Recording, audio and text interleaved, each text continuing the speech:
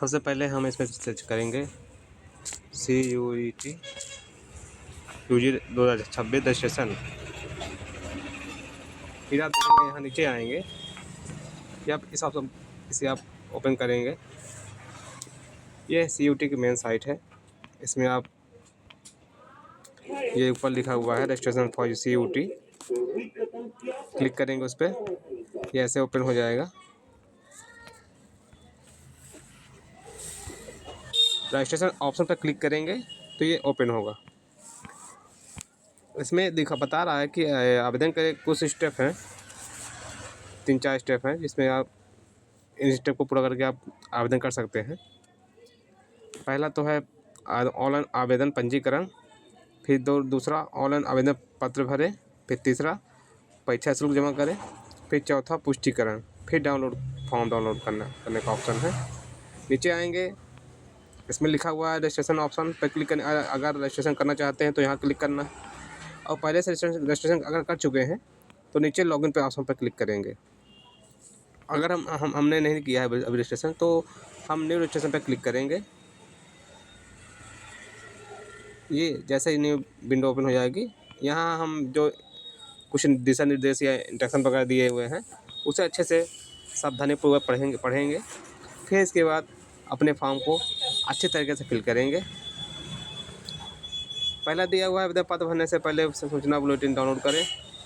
नीचे दिए गए दिशा निर्देश को ध्यानपूर्वक पढ़ें। फिर आते हैं, जैसे बता रहा फीस। जनरल वालों के लिए ये फ़ीस 1000 रुपये है, जिसमें हम 3 सब्जेक्ट चूज कर सकते हैं। अगर उससे अधिक सब्जेक्ट चूज करते हैं तो उसके लिए 400 रुपये पर सब्जेक्ट एक्स्ट्रा चार्ज लगेगा। जैसे हमने 3 चूज कर लिया है, चौथा या पाँचवा चूज करूँगा तो 4 दूनी 8, 1800 रुपये आपको पे करना पड़ेगा। उसी तरह OBC के लिए 900 रुपये 3 सब्जेक्ट का है। एक्स्ट्रा का चार्ज करते हैं तो फिर 375 रुपये पर सब्जेक्ट बढ़ जाएगा चार्ज। उसी तरह SC/ST के लिए 800 रुपये है। एक्स्ट्रा सब्जेक्ट जो लेंगे उसके लिए 350 रुपये पर सब्जेक्ट है। ऐसे ही चीज़ें, ऐसे ही यही इसका परीक्षा शुल्क है। और फिर स्टेप नंबर 4, ऑनलाइन आवेदन करने के लिए 3 सरल चरणों का पालन किया जाना चाहिए।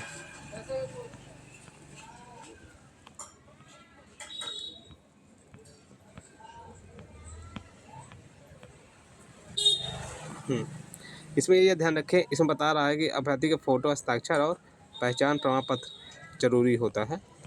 और जो व्यक्ति विकलांग है उनका विकलांग का प्रमाण पत्र, डिसेबिलिटी प्रमाण पत्र चाहिए। इसमें बता रहा है कि जो पासपोर्ट फ़ोटो इस फॉर्म में लगेगी, उसका जो बैकग्राउंड है वो सफ़ेद होना चाहिए, और 80% जो चेहरा है 80% चेहरा है आवेदक का, वो क्लीन दिखाना चाहिए। मास्क वगैरह नहीं लगाना चाहिए, और JPG और JPEG फॉर्मेट में रहना चाहिए। 10 KB से 200 KB के बीच होना चाहिए। आगे बढ़ते हैं। इसमें बता रहा है सिग्नेचर जो है आपका स्पष्ट दिखाई देना चाहिए, और ये भी 10 KB से 50 KB के बीच होना चाहिए। पहचान प्रमाण पत्र की स्कैन की गई कॉपी उम्मीदवार के द्वारा जो आधार कार्ड या डिजिलॉकर के अलावा अन्य तरीके से अपनी पहचान सत्यापित करेगा।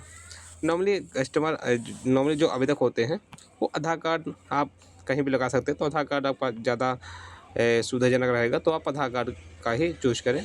अगर आपके पास और भी कोई अन्य डॉक्यूमेंट है, पहचान डॉक्यूमेंट, तो आप उसका भी उपयोग कर सकते हैं। जब आप फॉर्म भरेंगे तो उसमें ऑप्शन रहते हैं कि आप जो आप चाहें अपने सुविधा के हिसाब से आप उसे सेलेक्ट कर सकते हैं। अगर आप डिजेबिलिटी हैं, विकलांग हैं, दिव्यांग हैं, तो आप इसका उपयोग कर सकते हैं, ऑप्शन का यूज कीजिए, और अपना उसमें प्रमाण पत्र अपलोड करना पड़ेगा।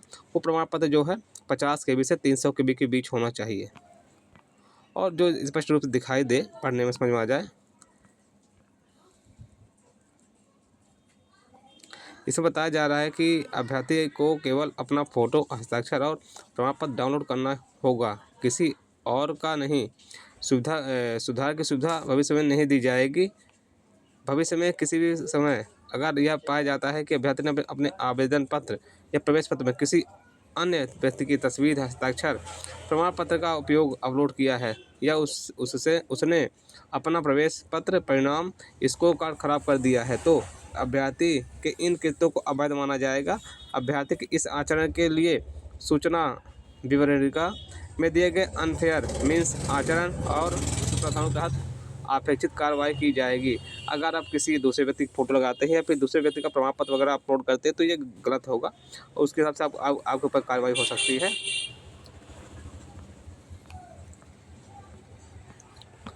आप अपनी जानकारी वगैरह फिल करने के बाद आप फॉर्म इसमें बता रहा है जब आप करेंगे रजिस्ट्रेशन तो आपका जो पासवर्ड होगा 8 से 13 अक्षरों का पासवर्ड हो, कम से कम उसमें एक अल्फ़ाबेट होना चाहिए और कम से कम एक लोअर केस अल्फ़ाबेट होना चाहिए, कम से कम एक संख्या होना चाहिए और कम से कम एक विशेष स्पेशल वर्ड होना चाहिए। इन सब चीज़ों को मिला के आप एक अपना पासवर्ड बनाएंगे। चलिए हम यहाँ से आगे का प्रोसेस करते हैं फॉर्म भरने का, रजिस्ट्रेशन करने का। इस पर क्लिक करेंगे, चेक करेंगे, चेक पर टिक करेंगे और क्लिक टू प्रोसेस पर क्लिक करेंगे। यहाँ अभ्यर्थी का सबसे पहले हम अपने 10th की मार्कशीट के अनुसार जो भी डाटा होगा उसमें यहाँ अपना विवरण फिल करेंगे। अभ्यर्थी का नाम जो भी होगा, अभ्यर्थी के पिता का नाम, माता का नाम, अभ्यर्थी की जन्म तिथि, दिन, महीना, ईयर, लिंग जो भी होगा, अभ्यर्थी का नाम हिंदी में डालेंगे, अभ्यर्थी के नाम की पिता के नाम की पुष्टि करेंगे और माता के नाम की पुष्टि करेंगे। जन्म तिथि जो भी हम कंफर्म करने के लिए और यहाँ पर एड्रेस डालेंगे, वर्तमान जो अपना एड्रेस होगा वो एड्रेस डालेंगे, देश, प्रदेश, जिला, पिन कोड, है ना। अपनी ईमेल आईडी डालेंगे और एक मोबाइल नंबर डालेंगे और उस मोबाइल में कंफर्म करेंगे। और अगर हमारा स्थायी पता और वर्तमान पता सेम है तो इस पर सेम टू एड्रेस पर क्लिक करेंगे। अगर नहीं है तो इसमें अस्थायी पता हम अपना फिल करेंगे और फिर यहाँ हम अपना पासवर्ड क्रिएट करेंगे।